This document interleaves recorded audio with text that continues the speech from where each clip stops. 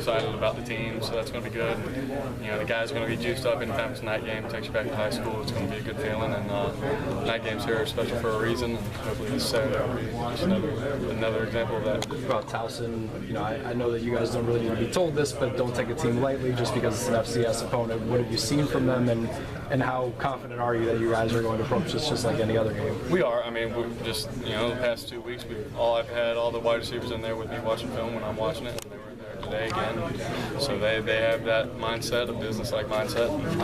Like I said, Townsend's a very good team, and we have to bring our A game to beat them, and that's what we plan on doing. Coach Galloway was talking, there haven't really been a whole lot of drops in camp. I think it is just one of those things that happen. Yeah, I'm not too worried about it. We had a couple drops, but drops are going to happen. There was a little more than you would like, but I'm not worried about it at all. They're in that position for a reason. They're hell of an athletes, and they're going to make those plays for the rest of the year. Like they're a confident bunch. That shouldn't affect their confidence. If it does, they know they're good players, and they're going to be able to make those plays the rest of the year. So.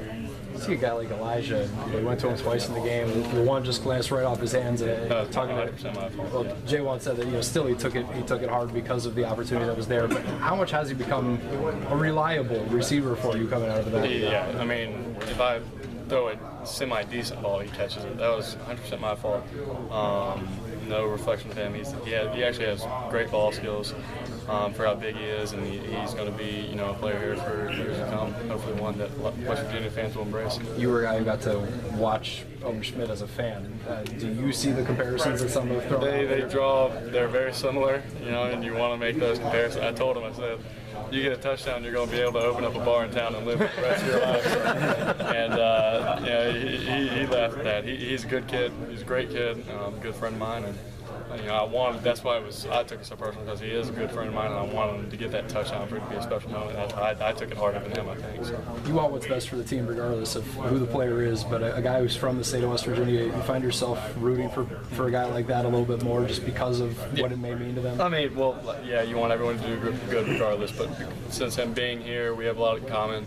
We're similar interests. I definitely want it to be cool. And he's a good kid, so you want good things to happen to good people.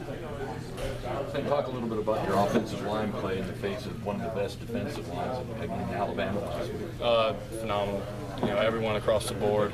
Everyone's going to have one or two plays that they want back, but they played great. Marquise Lucas played phenomenal at right tackle. So, everyone literally played better than I even imagined too, and I was supremely confident going into the game with them. So they played. Hats off to them. Pretty outstanding in pass protection. Absolutely. I mean, sacks are going to happen. I probably could have got rid of the ball earlier, so I put those on me. They played pretty good. Clint, realizing that Kevin White had a big game and 145 yards or whatever, you seemed to distribute the ball really well. I mean, some of those were dropped, but how did you feel about your distribution for the game? Yeah, I'm not sure how many guys were targeted, and I don't know what that ratio was, but I felt like we were trying to get guys got the ball pretty evenly. Sometimes it's just going to happen with game plan. More guys are going to get the ball together, but I felt like we did a decent job of distributing the ball equally to everyone. But Kevin did have a great game. He made heck of plays, and he deserves it. So. And how about, can you speak to Wendell Smallwood a little bit and what he gives you as a quarterback? He's an explosive athlete, great ball carrier. He's young, he's still learning things and learning how good he is. And he's got a ceiling that not a lot of people have. So. How different